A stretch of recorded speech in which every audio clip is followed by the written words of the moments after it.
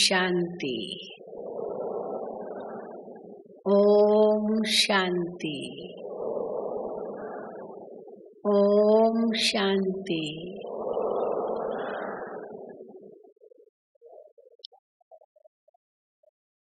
हम सभी बहुत नशे से कहते हैं कि हमको भगवान पढ़ाते हैं। परमात्मा स्वयं शिक्षक बन हमें ईश्वरीय पढ़ाई पढ़ाते हैं। रचयिता और रचना का ज्ञान हमें दे रहे हैं। आज दुनिया में कई प्रकार की पढ़ाइयाँ हैं, कई प्रकार के विषय हैं, कई प्रकार की डिग्रीज लेते हैं स्टूडेंट्स, लेकिन हमारी पढ़ाई सबसे भिन्न है। अनेक प्रकार के विश्वविद्यालय हैं दुनिया में, लेकिन यह ईश्वरीय विश्वविद्यालय केवल एक ही है, जहाँ स्वयं ईश्वर परमात्मा हमें ईश्वरीय ज्ञान दे रहे हैं। वहाँ अनेक प्रकार के विषय पढ़ाए जाते हैं और यहाँ हम क्या कहते हैं, भगवान हमको 4 मुख्य विषय पढ़ाते हैं। कई बार हम सहज रूप से कह देते हैं ज्ञान, योग, धारणा, सेवा, ये 4 विषय हैं, लेकिन ये चारों ही जो शब्द है, ज्ञान, योग, धारणा, सेवा, ये तो कॉमन शब्द है, दुनिया में भी इनका उपयोग होता है। तो हम इससे कैसे भिन्न हैं, तो हमें इन चारों शब्दों को किस रूप में सुनाना है। क्योंकि अगर हम कहते हैं या ज्ञान हम सीखते हैं, तो दुनिया में तो बहुत प्रकार का ज्ञान है। कितने सारे पुस्तकालय, लाइब्रेरीज किताबों से भरी पड़ी है और यही कहते हैं सब में ये ज्ञान के पुस्तकालय है। पुस्तकालय को ज्ञानालय भी कहते हैं, ज्ञान है उसके अंदर। लेकिन बाबा क्या कहते हैं, जो ईश्वरीय ज्ञान ये कहीं भी नहीं है। ईश्वरीय ज्ञान केवल एक परमात्मा ही हमको दे सकते हैं। आज जितने भी प्रकार की विचारधाराएं हैं, वो सब अलग अलग फिलॉसफी है, अलग अलग दर्शन है, अलग अलग लोगों के द्वारा जो उनके विचार है वो उन्होंने किताबों में लिखे हैं। लेकिन हम इस नशे से कहते हैं यहाँ कि भगवान हमें ईश्वरीय ज्ञान दे रहे हैं। किसको कहेंगे ईश्वरीय ज्ञान?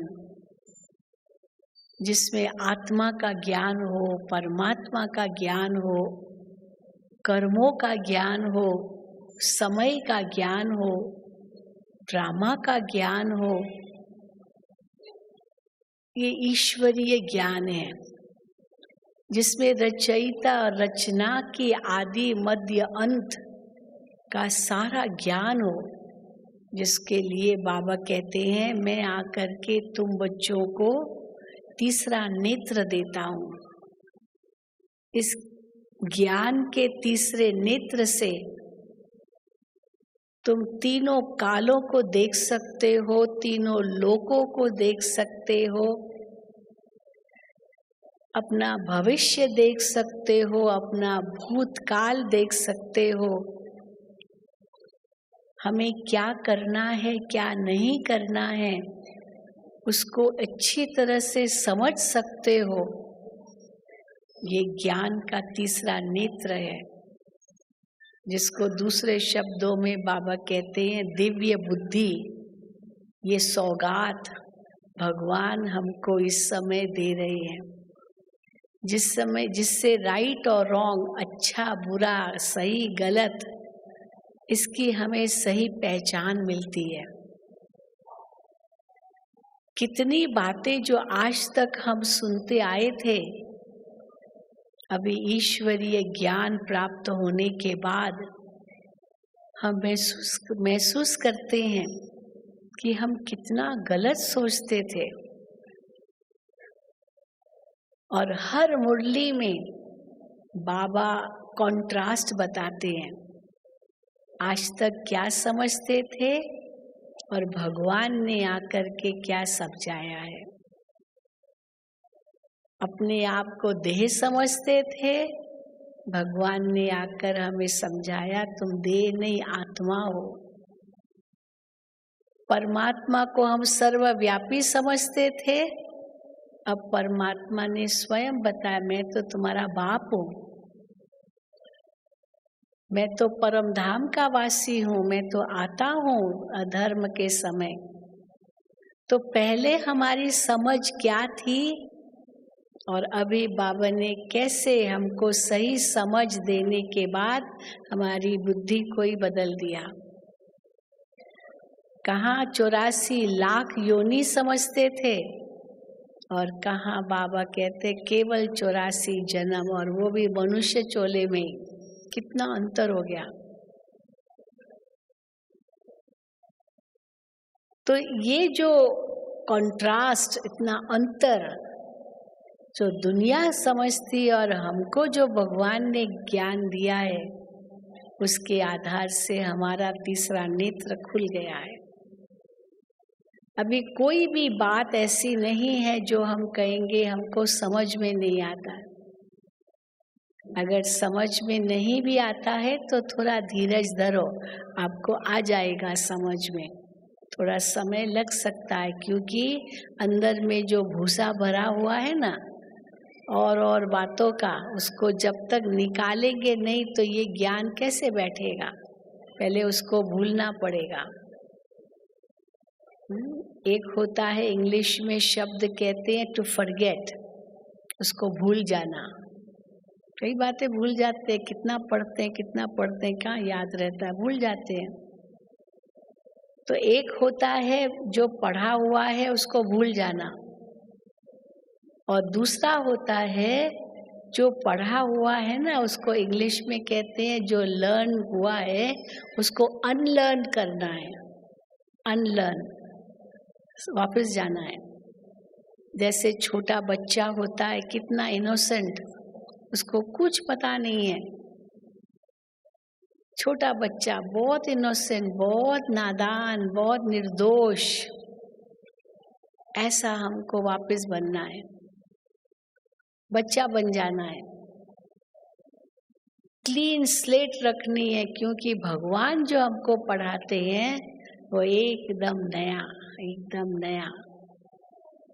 उस दिन भी बाबा ने कहा ये नई नॉलेज है। अगर वही शास्त्रों की बातें होती तो भगवान को आना नहीं पड़ता। वही शास्त्रों की बातें होती तो उससे तो हम नीचे ही उतरते आए हैं, भगवान के नजदीक नहीं गए हैं। वही शास्त्रों की बातें होती, उससे तो मनुष्य को आज अभिमान चढ़ गया है, मैं बहुत बड़ा ज्ञानी हूँ, मुझे सभी वेदों शास्त्रों का पता है। हाँ, बड़ा बड़े बड़े श्लोक कंठस्थ करके सुनाते हैं, अर्थ भी निकालते हैं, बहुत बताते हैं। लेकिन बाबा कहते हैं खुद कितना प्रैक्टिकल में लाते हैं, धारणा है, हाँ, वो तो वही जाने। इसलिए थियरी बहुत है, लेकिन जो सच्ची प्रीत ईश्वर के साथ चाहिए, जो समर्पणमयता सचमुच चाहिए भगवान के प्रति, वो कहाँ है। और ये ज्ञान का अभिमान आ जाता है, और ज्ञान का अभिमान आ गया वो तो बहुत खतरनाक है। अज्ञान है और कह देते अज्ञान है, वो फिर भी ठीक है कि हमें नहीं मालूम। बाबा कहते हैं ना, वेदों में तो यही लिखा है, ईश्वर के बारे में नेति नेति, नहीं जानते नहीं जानते, नहीं अंत, उनका अंत हम नहीं पा सकते हैं। तो वो फिर भी सच्चे थे, नहीं पा सकते, सच बता दिया। लेकिन यहाँ सच तो क्या, बाबा कहते रत्ती भर भी सच नहीं, झूठ मेरे झूठ, रत्ती भी सच नहीं। और इतना बड़ा चढ़ा करके बाबा कहते कन्न रस बना दिया है, इतना कन्न रस जो हमारे जीवन से तो जैसे वो दूरी हो गया। लगता है कि भाई हमारा तो क्या लेना देना उनसे। हाँ चलो, राम की सीता चोरी हो गई, ठीक है ना, हमारा क्या लेना देना। हाँ, वो तो राम को चिंता है, हमको थोड़ी चिंता है कि राम की सीता चोरी हो गई।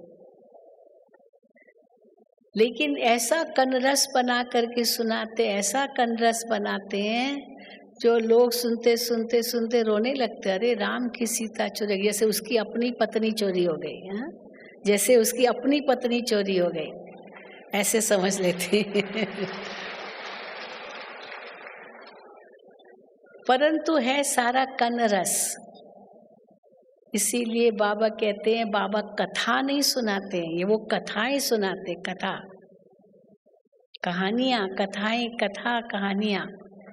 और भगवान तो आकर के ज्ञान देते हैं, जिस ज्ञान से सद्गति होती है, जिस ज्ञान से मुक्ति और जीवन मुक्ति मिलती है, तो वो ज्ञान जो तीसरा नेत्र हमारा खोल देता है, अब वो ज्ञान भगवान ने हमें दिया है और वो पढ़ाई हम पढ़ रहे हैं। तो जब ज्ञान शब्द कहते हैं तो केवल ज्ञान कहेंगे तो समझेंगे दुनिया में भी मिलता है ज्ञान, लेकिन आत्मा का ज्ञान क्या होता है बाबा कहते कोई नहीं जानता, कोई नहीं जानता। भले आत्मा आत्मा कह देते हैं, कोई नहीं जानता। आत्मा सो परमात्मा कह दिया तो खुद से भी दूर, तो ईश्वर से भी दूर हो गए। फिर कह देंगे आत्मा तो निर्लेप है, तो खाओ पियो मौज करो, कुछ भी करो, शरीर पर लेप शेप लगता है, आत्मा को थोड़ी कुछ होता है, क्योंकि आत्मा तो परमात्मा ही है। और फिर आत्मा के लिए कहेंगे परमात्मा है तो सब जगह है, तो सब आत्मा परमात्मा, बस जिसको बाबा कहते हैं हाँ आटे का गोबाटा, एक सिंधी में कहावत है, आटे का गोबाटा। अभी आटा गूंदना है, अब गूंदना आटा है तो थोड़ा थोड़ा पानी डालना होता है ना। अब एक साथ इतना पानी डाल दिया, वो आटा सारा उसमें एकदम जैसे लप्पी जैसा लई लई हो गया। अब रोटी क्या बनेगी उसमें से, कुछ समझ ही नहीं आएगा क्या करना है इसका। तो इसीलिए भगवान आकर के हमें सत्य ज्ञान देते हैं, और यही बाबा कहते हैं यही सच्चा सत्संग है, क्योंकि सत्य परमात्मा के साथ संग है। उस सत्य को अगर जाना तो ऑटोमेटिकली उस झूठ को हम खत्म कर सकते हैं, परंतु बुद्धि से भुलाने के लिए उसको फिर जो कुछ सुना है सीखा उन सब को वापस ले जाना, वापस जाना है, अनलर्न करना है, बच्चा बन जाना है, ताकि जो भगवान हमें सुनाते हैं वो हम सुने। हाँ, कई कहते हैं ना हम कैसे समझे यही सत्य ज्ञान है, तो हम कहते हैं कि पहले आप ट्राई तो करो, समझने की कोशिश तो करो, अपने आप आपको पता चल जाएगा कि सत्य ज्ञान क्या है, अभी तक हम क्या समझते थे। फिर दूसरा विषय हमारा योग है। अब केवल योग कह दिया तो भी कहाँ लोग समझते हैं, मूंझ जाते। कितने प्रकार के योग है आज दुनिया में, कितने प्रकार के योग है। गीता के अंदर ही इतने प्रकार के योगों का वर्णन है, एक एक चैप्टर गीता का एक एक योग से जुड़ा हुआ है। और बाबा कहते हैं इन सब का जो सार है वो राजयोग है, राजाई पाने के लिए योग है ये। सन्यासी बनने के लिए योग नहीं है।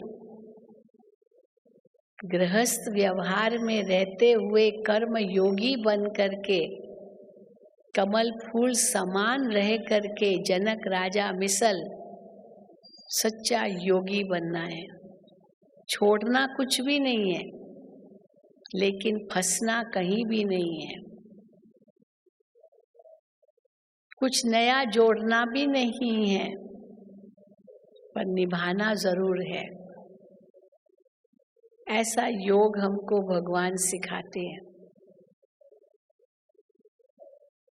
तो योग शब्द को भी आज इतना कंफ्यूजन हो गया, इस शब्द का इतनी मूंज हो गई है, जो लोगों ने केवल शारीरिक क्रियाओं को योग समझ लिया, योग का अपभ्रंश करके योगा कह करके तो और ही उस सत्य योग से तो बहुत दूर हो गए हैं। चलो उसमें 8 अंग बताते हैं, योग के 8 अंग, यम नियम आसन प्राणायाम ध्यान धारणा प्रत्याहार ध्यान धारणा समाधि। अब उसमें भी यम नियम को तो कभी छूते भी नहीं है, यम नियम पर तो कभी ध्यान जाता ही नहीं है।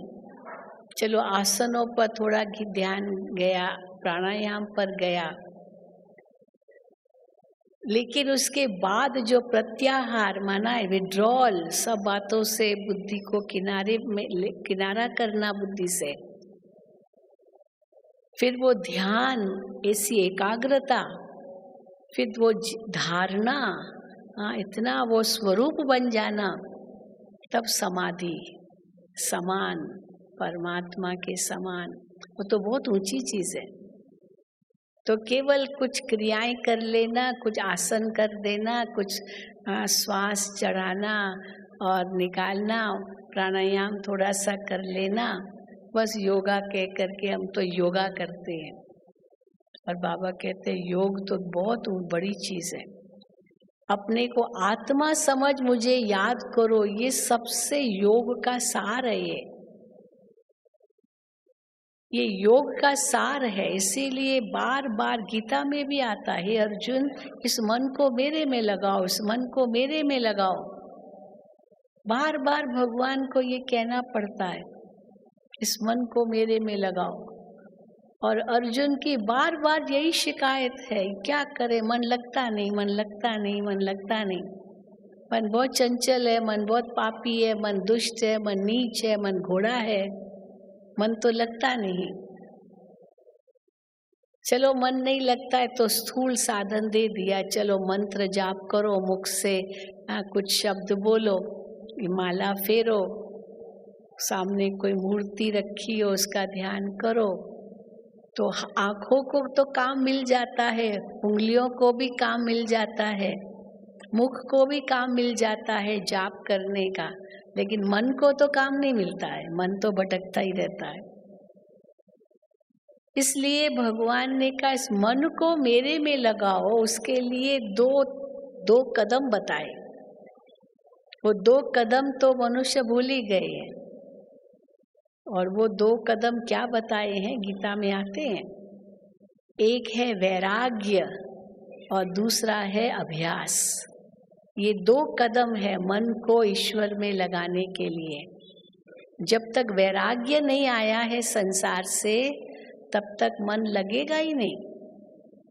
और वैराग्य क्यों नहीं आया है? क्योंकि देह का अभिमान बहुत है, इसलिए आत्म अभिमानी बनना बहुत जरूरी है।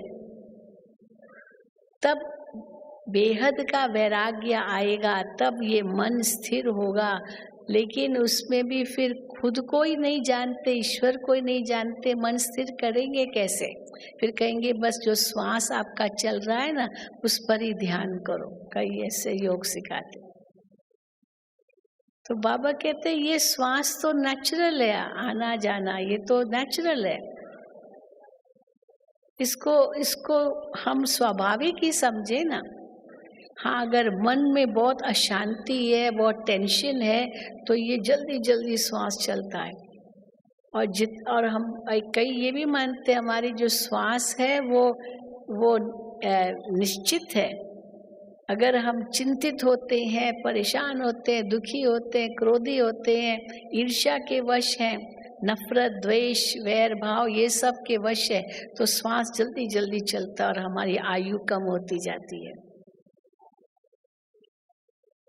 लेकिन जितना हम मन में शांत है, जितने शीतल है, जितने प्रेम स्वरूप स्थिति है, जितनी दया भावना है, रहम दिल है, कृपालु है, कल्याणकारी दृष्टि है, उतना उस आनंदमय स्थिति में हम हैं, तो ऑटोमेटिकली श्वास हमारे कम चलेंगे और आयु बड़ी होती जाएगी। तो इसीलिए बाबा कहते हैं अपने आप को आत्मा समझ मुझे याद करो, यही योग है, यही राजयोग है। और परंतु उसके लिए नियम बहुत जरूरी है। यम नियम ये तो पहली बात है, क्योंकि उसके बिना योग लगेगा ही नहीं। नॉन वेज खाते रहेंगे, मीट मछली अंडा सब अशुद्ध भोजन खाते रहेंगे, क्या होगा? आजकल इतनी बड़ी बीमारी फैल रही है, कोरोना वायरस, चारों ओर दुनिया में हाहाकार है कोरोना वायरस का। कहाँ कहाँ ये दुनिया के कोने कोने में फैल रहा है, और उसका कारण बताते क्या क्या खाते हैं, क्या क्या खाते हैं। तो देखो बाबा ने हमारा भोजन भी कितना शुद्ध रखा है। ये इतना शुद्ध कि पहले वो भोजन बाबा को भोग लगाओ, उसके बाद खाओ। पवित्रता की बात तो है ही, ऐसे नहीं खाली पवित्र हम हैं भोजन बनाए, पर भोग भी लगाना है। जो भगवान को हम भोग धरेंगे वही हम खाएंगे। आज उल्टा हो गया है, जो हम खाएंगे वही भगवान को धरेंगे। हम मीट मछली खाते, भगवान को भी वही धरेंगे, क्योंकि भगवान को वही खिलाएंगे जो हम खाते हैं। पर होना चाहिए जो भगवान को खिलाना वही हमें खाना है, बस।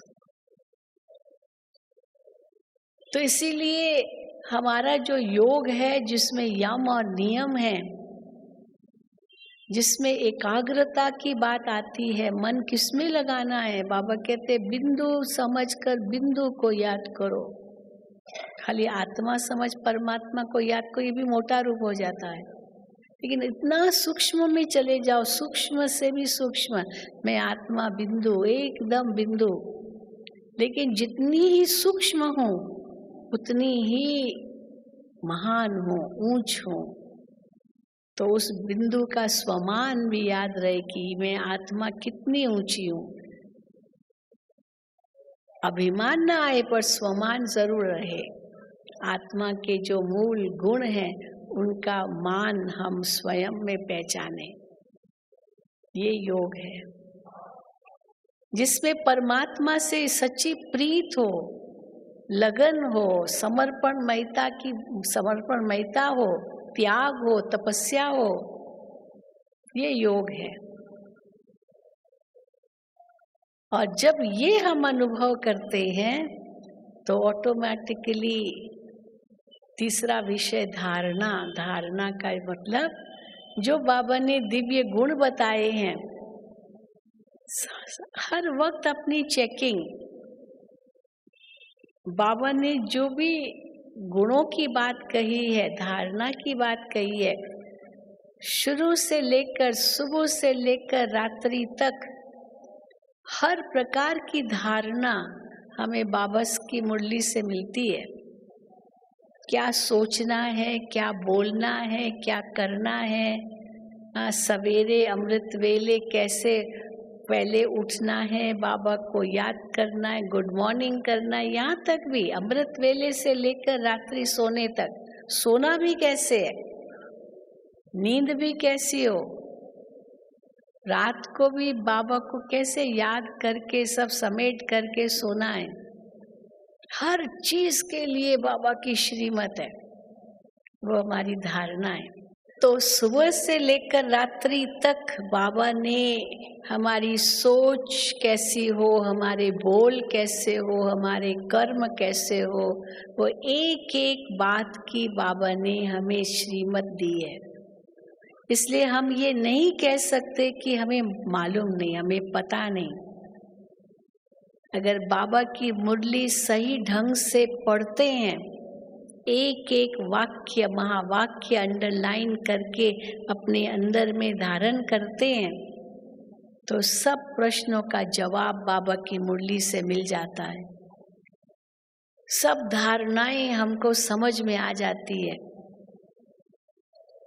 परंतु कई ऐसे लोग हैं जो वो डरते हैं।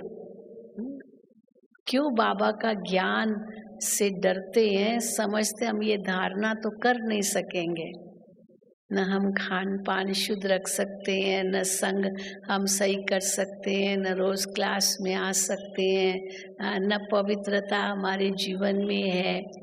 तो वो धारणा से घबराते हैं, डरते हैं। ज्ञान बहुत अच्छा लगता है, समझते भी हैं कि ये सही है, लेकिन धारणा से क्यों डरते हैं? वास्तव में धारणा तो अच्छी लगनी चाहिए। आप सबको अच्छी लगी ना धारणा? बाबा ने पवित्रता की बात कही तो क्या आपको डर लगता है धारणा करने में? पवित्रता को सहज धारण हो गया या मुश्किल लगा है? जो समझते सहज धारण हो गया हाथ उठाओ। कितना सहज है, पर दृष्टि को बदल देना है और क्या करना है? दृष्टि को बदलना है ना। जो देह समझते थे उसकी बजाय आत्मा समझो। देह समझने से कुदृष्टि गई, कुवृत्ति गई, कुसंग हुआ, सब कु बाबा ने उस दिन बताया कु। अब कु को बदल के सु कर दो बस। तो इसलिए कैसे परिवर्तन आता है? बस एक ही शब्द है, देह की बजाय आत्मा देखो। अब लोग आत्मा को ही नहीं समझते तो जरूर देह अभिमान में रहेंगे, तो फिर कहते कैसे होगा, कैसे होगा, कैसे होगा। हाँ कहते हैं ना, जरूर ऐसे कहते कैसे होगा। लेकिन जो बाबा के बच्चे बनने होंगे वो कभी नहीं कहेंगे कैसे। बाबा ने भी मुरली में कहा कैसे कैसे नहीं, ऐसे ऐसे ऐसे। हाँ कैसे को बदल कर क्या करो, ऐसे।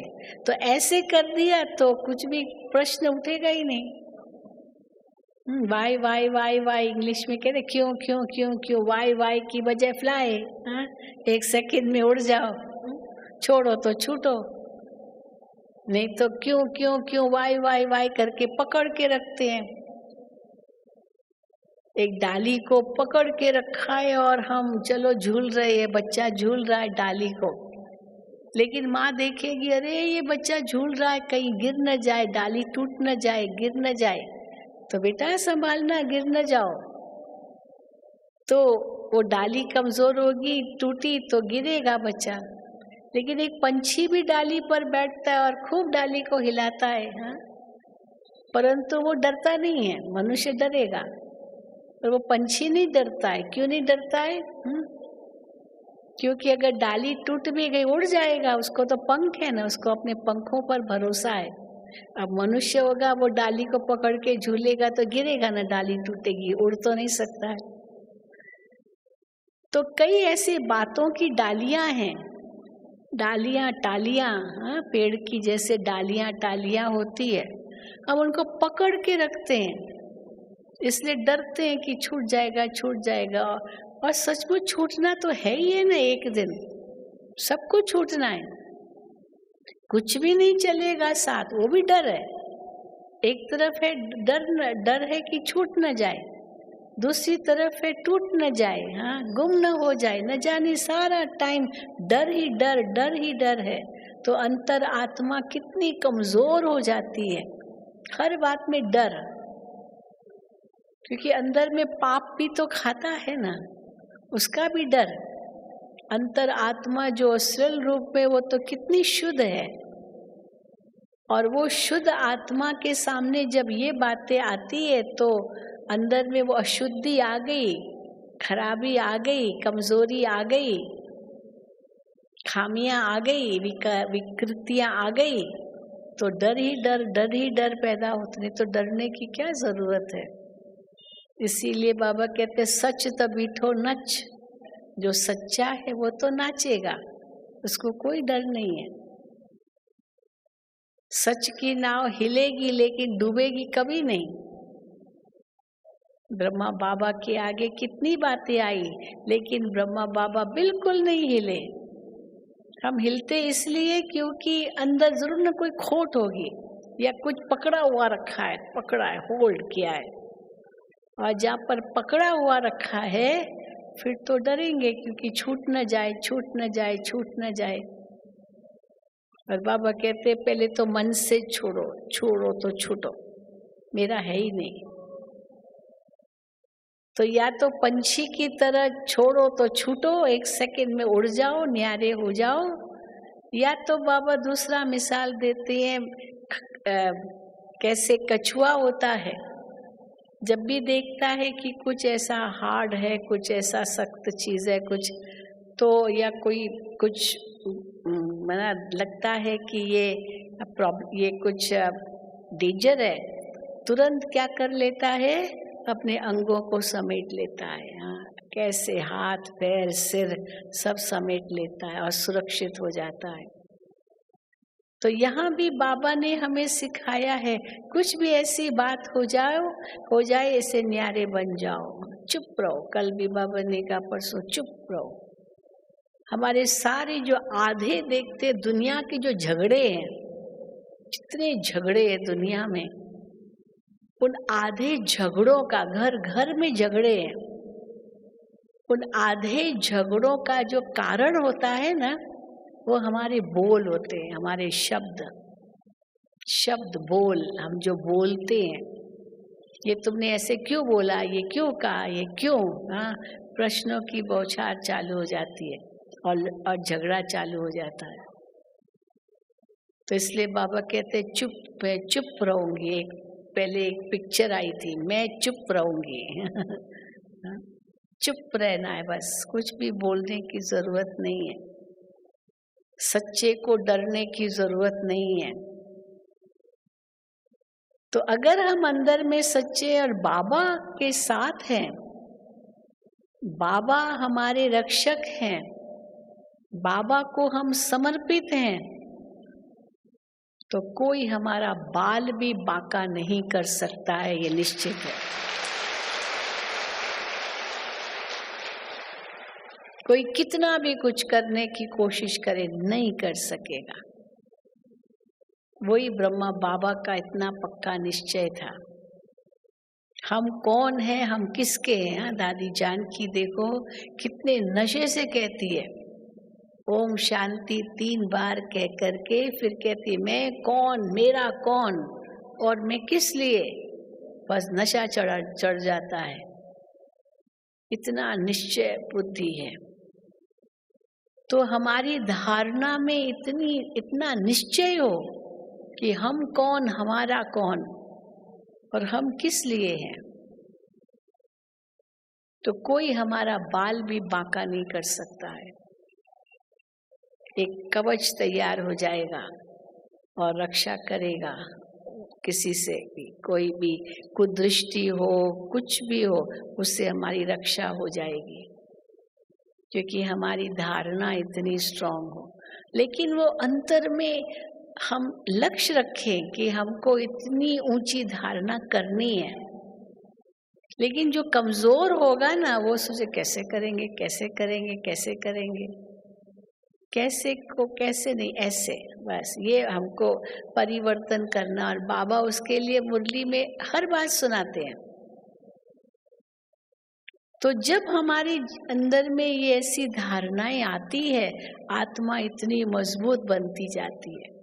और उसके लिए बाबा कहते किसी दूसरे को मत देखो, जो दूसरे कर रहे हैं उनका हिसाब किताब, उनके कर्मों का खाता, उनका जो कुछ है वो उनका अपना है।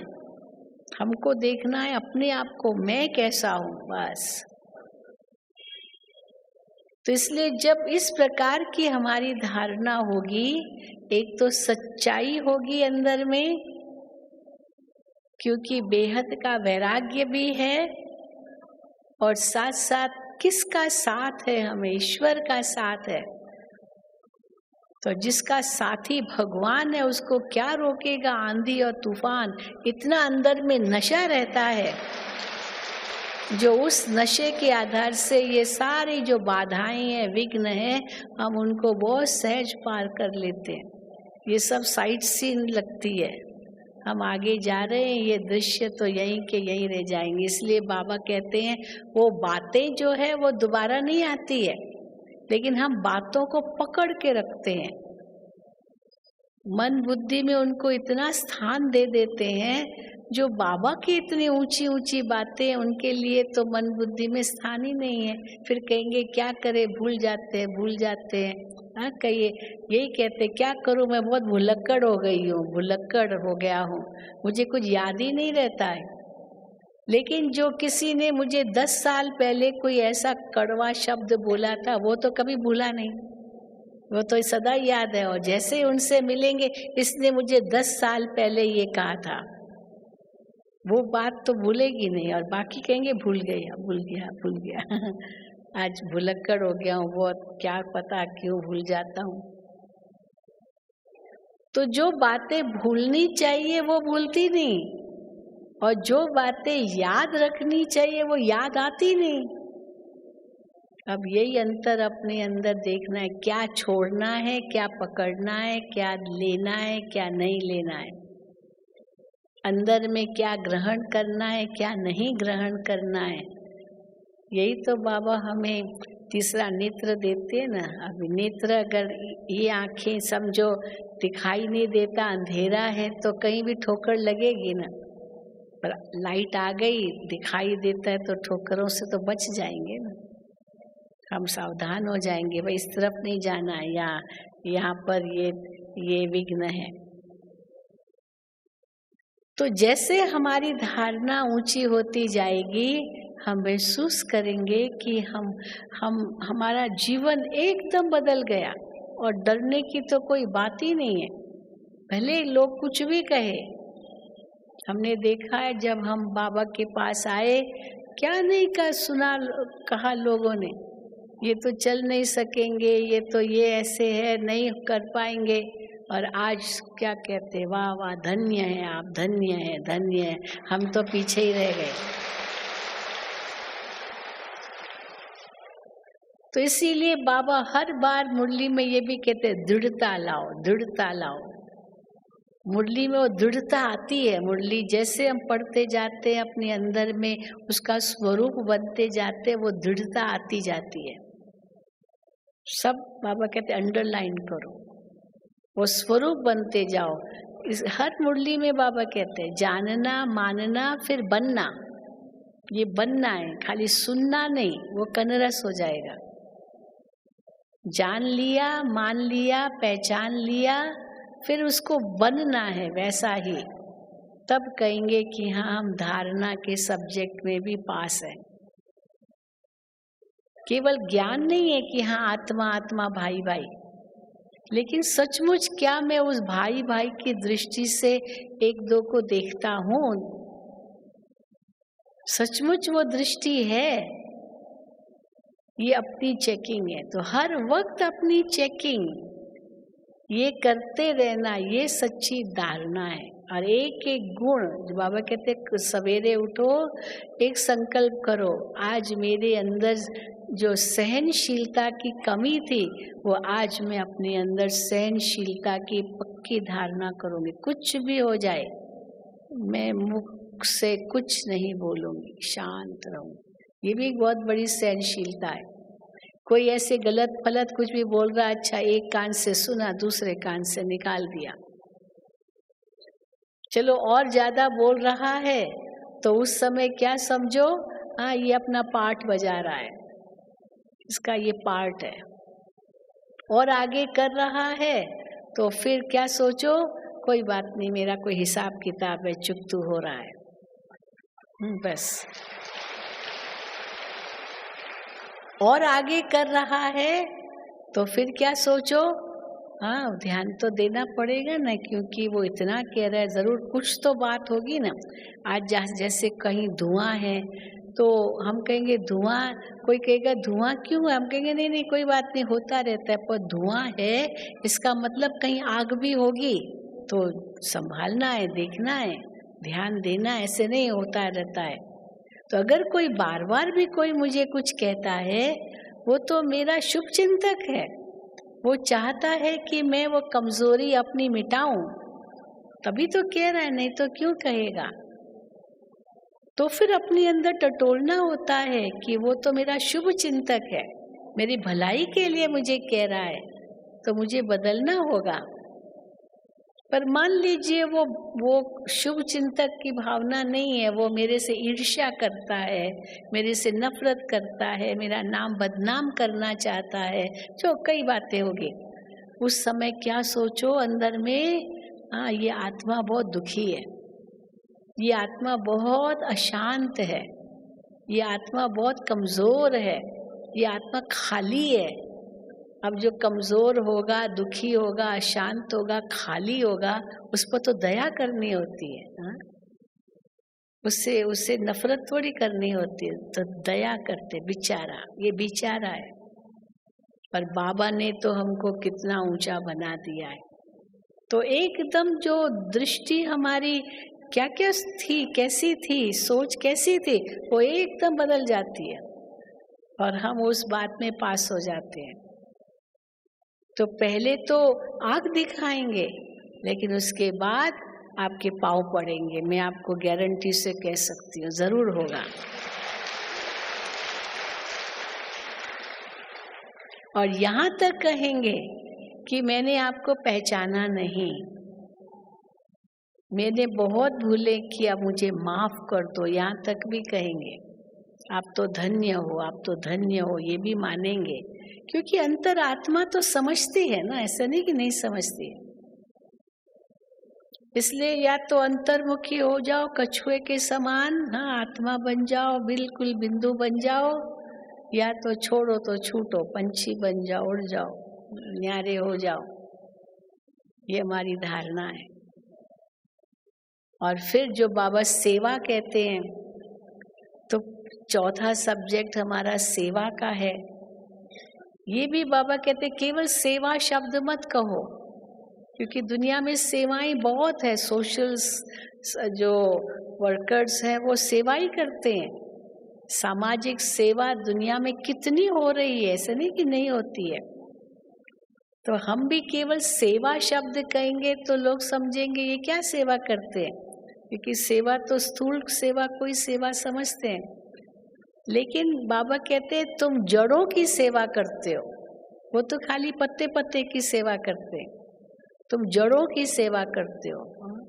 पेड़ को पानी देना है तो पत्ते पत्ते को देने से थोड़ी पानी मिलेगा पेड़ को, वो तो बीज को देना होता है, जो जड़ें हैं, फाउंडेशन है, उसको पानी देना है, तो पेड़ को तो अपने आप पहुंचेगा। तो बाबा ने जो हमें सेवा दी है कि उनकी आत्मा को जगाना है, उनको परमात्मा से मिलाना है, ये बहुत ऊंची सेवा है। कई कहते हैं भाई पहले तो पेट पूजा फिर काम दूजा, पहले पेटोबा फिर विठोबा, ऐसे बोलते हैं। आपका अगर पेट खाली है तो आपका ज्ञान कैसे सुनेगा कोई भी। हम कहते हैं ऐसे नहीं कि ज्ञान ही ज्ञान देना है, भले पेट खाली है तो खिलाओ ना, किसने मना किया, बाबा मना थोड़ी करते हैं। अब यहाँ आते हैं कितना खा के जाते हैं, बाबा का भंडारा खुला है, किसी से कुछ पैसा लेते हैं क्या, किचन में ये टोकन है, ये कूपन है, इतना पैसा दो फिर खाना खाओ, नहीं, ये तो भगवान का घर है। लेकिन केवल वही खा के जाना तो और फिर अपने आत्मा में ज्ञान नहीं भरना, तो वो चढ़ता है। इसीलिए ज्ञान भी जरूर सुनना है, अपने जीवन में परिवर्तन भी लाना है, ये सच्ची सेवा है। तो आत्मा की सेवा ये सबसे ऊंची सेवा है, और जब वो सेवा हो जाती है तो प्रकृति तो दासी बन जाती है, वो तो सेवक अपने आप बन जाती है। शिव बाबा रक्षक अपने आप बन जाते हैं, गोद में उठा लेते हैं, ऐसा अनुभव करते हैं, क्योंकि अंदर में शुद्धि है, पवित्रता है, मन साफ है, बाबा की याद है, तो आत्मा इतनी शक्तिशाली बन जाती है, जो विघ्न कोई विघ्न लगते नहीं है, प्रकृति सेवक बन करके सेवा करती है। परंतु उसके लिए हम कितने न्यारे हैं। हम उसके पीछे पीछे इच्छाओं के मुरीद हैं, इच्छाओं के पीछे बन जाते हैं। तो इच्छाएं जो है वो तो परछाई की तरह और लंबी लंबी होती जाती है और रोशनी से हम दूर जाते जाते हैं। इच्छाएं कम कर दो और अच्छा बनने का लक्ष्य हो, जैसे बाबा कहते हैं, तो वो जो इच्छाएं अपने आप बाबा पूरी करता है, सचमुच पूरी करता है। हमको उनके पीछे जाने की जरूरत ही नहीं रहती है। लेकिन ये तब होगा जब अंतर में ये भावना होगी कि हमको सेवा करनी है, सेवा की लगन होगी। और बाबा ने उस दिन भी मुरली में कहा 3 प्रकार की सेवा है मेन, मनसा वाचा कर्मणा। किसको ज्ञान देना, ये तीसरा नेत्र उसका खोलना, ये तो बहुत बड़ी सेवा है। मन से किसके लिए अच्छा सोचना, दुआएं देना, ये कितनी बड़ी सेवा है। अपने गुणों से किसी को प्रेरणा देना, ये बहुत बड़ी सेवा है ना। वो मिसाल देते हैं ना कि एक व्यक्ति बेचारा भूखा था, तो वो किसी मिठाई के दुकान में गया और कहा कि मुझे भूख लगी है, थोड़ी मिठाई दे दो। अब पैसा तो नहीं दे सकता था, मिठाई मांगी, लेकिन उस दुकानदार ने उसको डांट दिया, उसको गाली दी, गुस्सा किया। तो उसने आखिर में कहा, अच्छा साहब भले मिठाई मत दो, लेकिन मीठा तो बोलो, मीठा तो बोलो। भले मत दो ना मिठाई, चलो उसमें पैसा लगेगा, वो मेरे पास नहीं है, आप नहीं देंगे, पर प्यार से भी तो बोल सकते ना, भाई हाँ जरा माफ करो, हाँ जाओ भले। इसका मतलब अगर नहीं प्यार से बोल सकते ना, हमारे अंदर वो मिठाई बेचते तो हैं, पर मिठास कहाँ है जीवन के अंदर। इसीलिए बाबा तो हमें यही कहते हैं कि चलो और कुछ सेवा न कर सको, अपने गुणों की से सेवा करो, किससे प्रेरणा दे सको। देखो इसका ये कितना शांत रहता है, ये भी एक सेवा है। ये देखो कितना रिस्पेक्ट से बोलता है, कितना रिस्पेक्ट, ये भी एक सेवा है। स्थूल रूप में न भी कर सको मानो, वैसे तो दोनों करना है, स्थूल और सूक्ष्म दोनों। जैसे बाबा कई प्रोफेशनल्स को कहते हैं ना, डबल बनो, डॉक्टर हो तो डबल बनो, खाली शरीर के डॉक्टर मत बनो, मन के भी डॉक्टर बनो, क्योंकि 80% शरीर की बीमारियां तो मन के कारण है। अगर मन को ठीक कर सके तो शरीर को आधा पौना तो अपने आप ठीक हो जाएगा। एक मिसाल देते हैं कि एक डॉक्टर हमारे पास आए थे, तो हमने उनसे पूछा कि आपको किसने परिचय दिया यहाँ का, तो कहा कि मेरे पेशेंट ने परिचय दिया।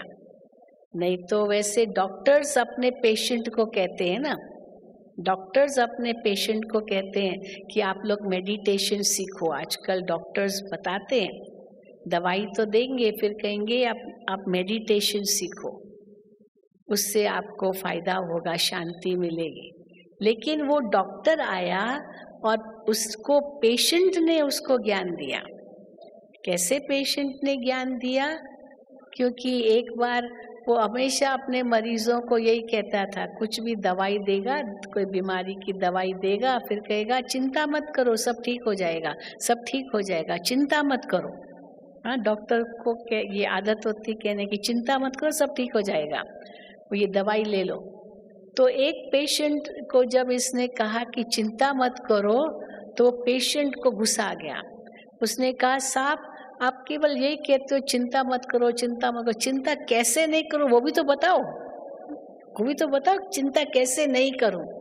अब वो कैसे बताएगा नहीं करो, कैसे नहीं। बाबा तुमको ज्ञान देते कैसे चिंताओं से मुक्त हो जाओ।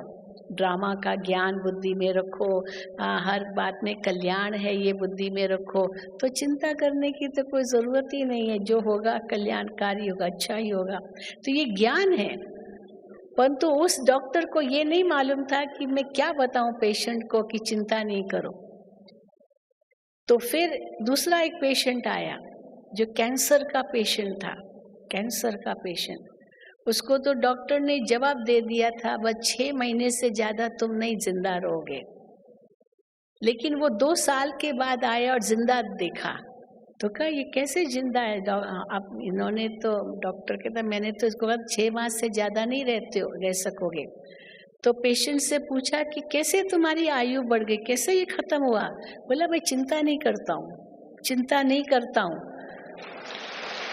तो डॉक्टर को इतना अच्छा लगा। डॉक्टर ने कहा अच्छा तुम चिंता नहीं करते हो, कैसे नहीं करते हो मुझे बताओ। तो पेशेंट ही डॉक्टर बन गया डॉक्टर को समझाने के लिए। और फिर वो पेशेंट ने उस डॉक्टर को वो यहाँ ले आया कि डॉक्टर की ये हमारा डॉक्टर है, इनको आप ज्ञान सुनाओ। वो दूसरों को कहता था मेडिटेशन को, खुद कभी नहीं करता था, खुद कभी नहीं, खाली एडवाइस देना वो तो कोई बहुत सहज है। किसी को एडवाइस दो, किसको अच्छी राय दो, खुद नहीं करना। बाबा मुरलियों में कहते हैं ना, लोग आते हैं समझते हैं थोड़ा, कहते हैं आप लोगों का ज्ञान बहुत अच्छा है, ये सबको देना चाहिए, पर मैं ये लूं वो नहीं सोचते मुझे भी लेना है, ये नहीं सोचते। तो इसीलिए बाबा हमें कहते हैं कि पहले वो सेवा करो, जड़ की सेवा करो। किसी को चलो खाना खिला दिया, अभी 2 दिन खिलाया, 4 दिन खिलाया, वो आपके पास आ जाएगा, बार बार आएगा खाना खिलाओ। परंतु वो कैसे हाथ पैर उसके मजबूत है, वो कुछ भी कर सकता है, क्यों नहीं कर सकता है? खाली खाने के लिए थोड़ी आएगा, उसको कैसे उसको मेहनत करनी है वो भी तो सिखाना होगा ना, नहीं तो वो आपके अधीन हो जाएगा। तो इसीलिए कैसे वो अपने पांव पर खड़ा रहे वो भी तो सिखाना होगा, तो मेहनत करना भी सिखाना होगा। इसलिए बाबा देखो कितना हमें कहते हैं, आलस्य, अलबेलापन, बहानेबाजी, ये सब भी विकृतियां हैं जिससे आत्मा और कमजोर होती जाती है। तो इसलिए सेवा करो, पर पहले मन से, वचन से, कर्म से सेवा करके उसके जीवन में परिवर्तन लाओ। और जब जीवन में परिवर्तन आए तब आत्मा में शक्ति आएगी। ये सच्ची सेवा है। और एक सेवा एक टाइम पर नहीं, तीनों सेवा एक साथ। भावना अच्छी हो, वाणी भी अच्छी हो, कर्म भी श्रेष्ठ हो, ऑटोमेटिकली वो आत्मा प्रेरणा लेगी और वो बदल जाएगी।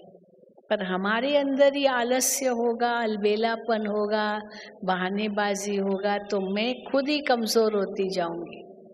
इसीलिए कभी भी कमजोरी को अपने नजदीक लाने नहीं देना। ये माया है, माया को अच्छी तरह से परखना है। दुनिया में ये कोई नहीं जानता माया क्या होती है, लेकिन बाबा ने हमें माया की परख दी है। कैसे कैसे माया आती है, हर मुरली में बाबा माया को जरूर याद करते हैं।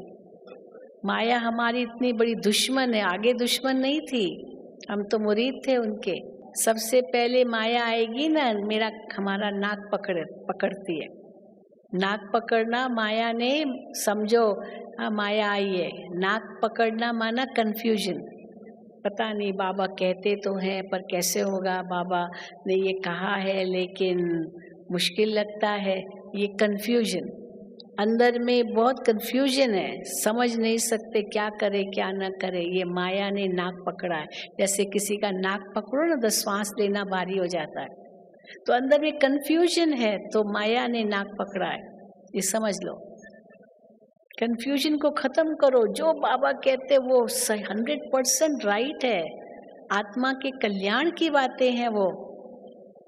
दुनिया वाले तो संसार की बातें करेंगे, वो तो ईर्ष्या, नफरत, वैर, दुश्मनी, काम, क्रोध, लोभ, मोह, उनकी बातें करेंगे क्योंकि माया के मुरीद हैं।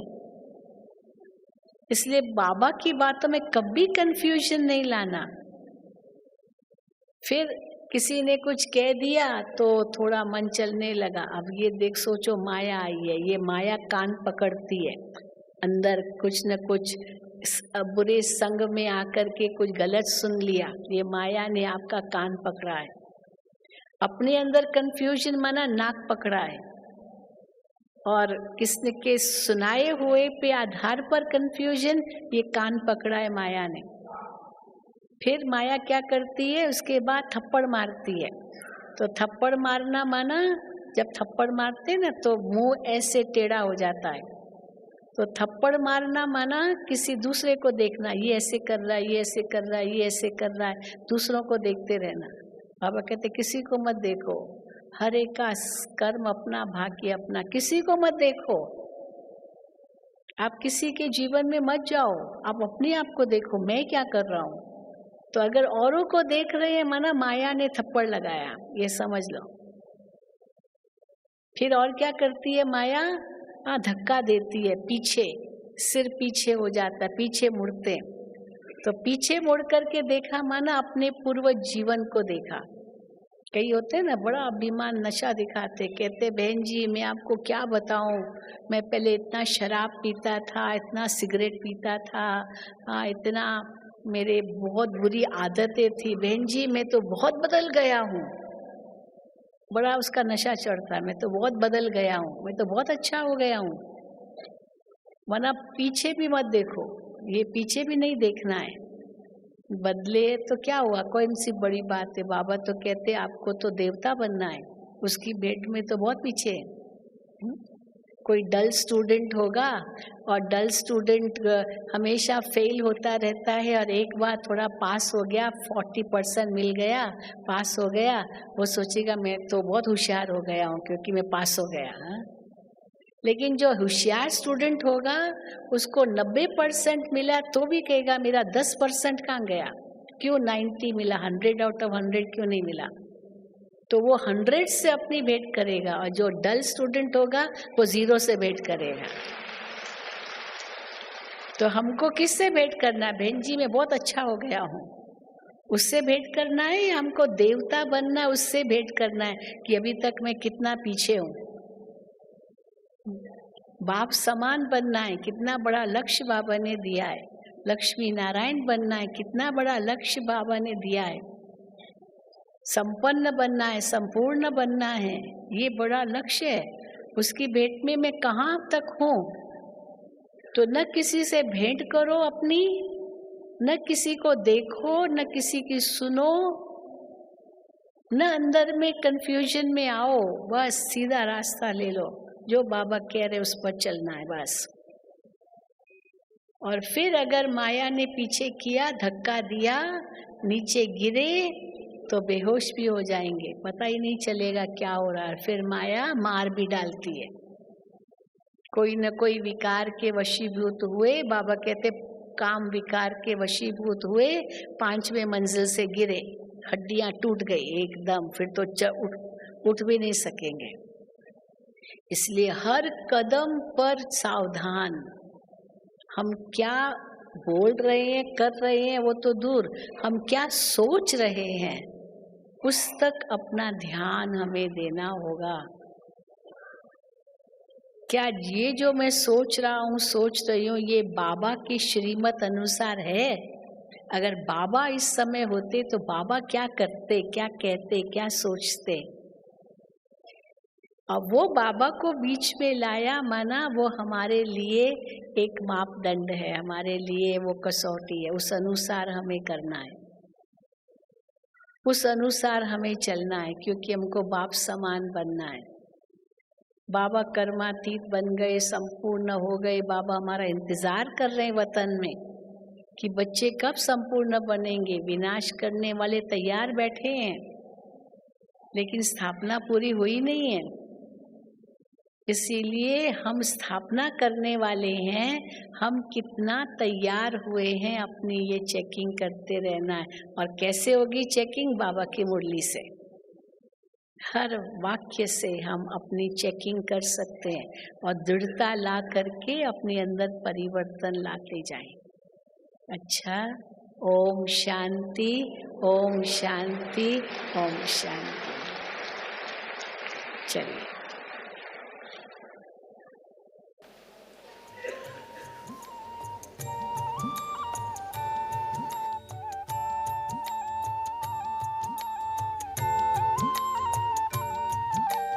दिल में है तेरी याद बाबा, जिगर में तेरा प्यार। दिल में है तेरी याद बाबा, जिगर में तेरा प्यार। तेरी श्रीमत और शिक्षाएं जीवन का आधार। तेरी श्रीमत और शिक्षाएं जीवन का आधार। दिल में है तेरी याद बाबा, जिगर में तेरा प्यार। तेरी श्रीमत और शिक्षाएं जीवन का आधार।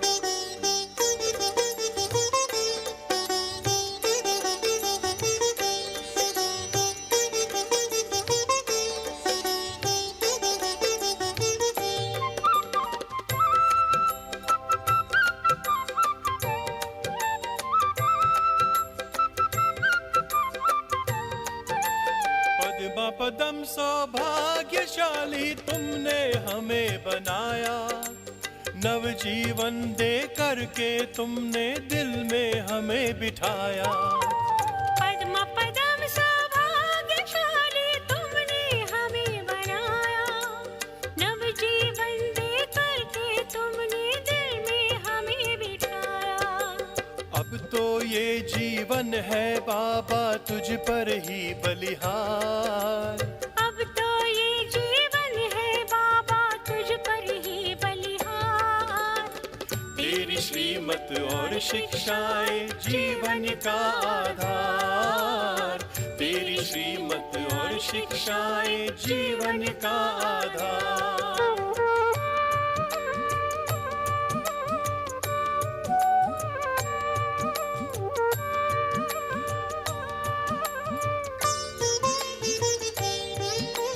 तीनों जहां की खुशियों का मिल गया मुझे खजाना।